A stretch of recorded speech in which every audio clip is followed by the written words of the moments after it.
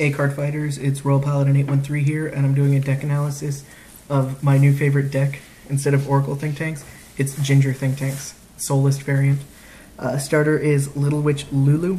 Her effect is when you write a grade 3, call her to open rearguard, Soul Blast 2, draw 1, so you get a free rearguard, free draw, and if you go Scarlet Witch Coco, you can counterblast 2, draw another 2, so that's a possibility of a +4 right there. Since you're going grade 3, that means instead of your regular drive check, you get a twin drive, so it's a +5 turn 1, a grade 0 doing +5. You can't say that's a bad card. After that, you run 4 copies of the heal trigger, Lozen Magus. If you don't know what it does, it's a heal trigger, so you always have to run 4 basically. It's also a grade 0 6k booster because when it boosts a OTT, it gains an extra 3k, and then it reshuffles into the deck, so you basically have an infinite number of heal triggers. After that, I run 3 copies of Miracle Kid. My draw trigger lineup, honestly, is only to confuse those who think they're more intelligent than they really are.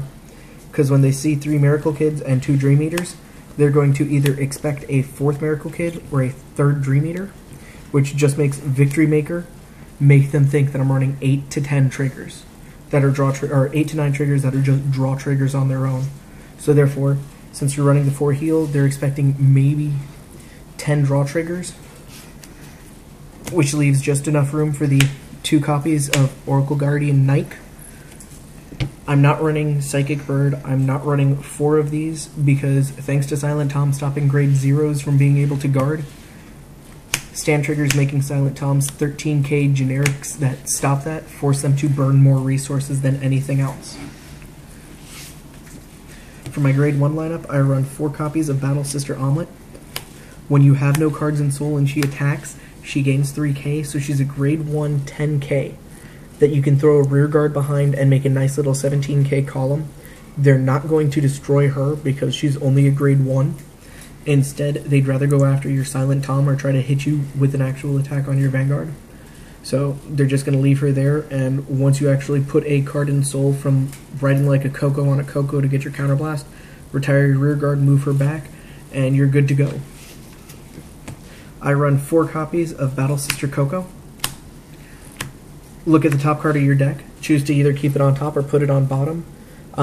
You can set up plays, cause your opponents to waste resources because you put nothing on top, but they think you might have put something on top. So since you're already making them do nothing but waste resources, you're gaining advantage by making them lose advantage, or hand advantage. Because you are running 6 draw triggers, I run 4 copies of Battle Sister Chocolate.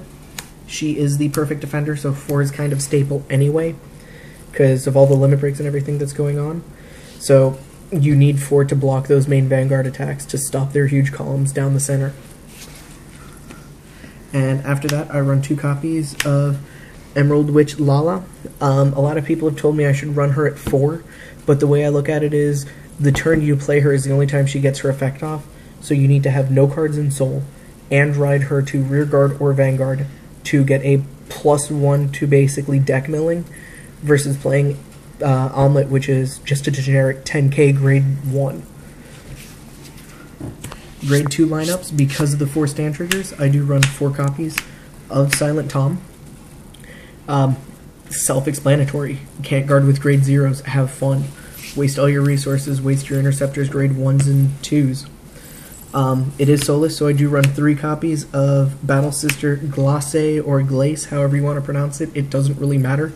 When you have no cards in Soul, she's an 11k. And I also do run 3 copies of Battle Sister Mocha. When you have 4 or more cards in hand, she's 11k. So you do run 6 cards that are grade 2, 11k generics, basically. Because the deck doesn't really counterblast, I do tech in 1 copy of Maiden of Libra. Counterblast 2, draw 1. It doesn't matter what you draw, you instantly have an infinite number of heal triggers, so your counterblast goes away and you just have free damage to work with. I run 4 copies of Scarlet Witch Nana. When you have no cards in Soul, she gains 3k as Vanguard, making her 13k, and when as Rearguard, she gains a 1k. So she's either an 11k Rearguard or a 13k Vanguard, and because you run her, you have no cards in Soul, guaranteeing their effects. And then the other grade 3 that I run is 4 copies of Scarlet Witch Coco. When you have 1 or less cards in Soul, which your starter actually makes sure happens, Counterblast 2, draw 2 cards. So there you go, free +2 right there. When it's Vanguard, it's a 13k if you have no cards in Soul. Hey, look at that, you got rid of your Soul. So that's the deck. Hope you guys liked it. And like always, card fighters, rate, comment, subscribe. Peace.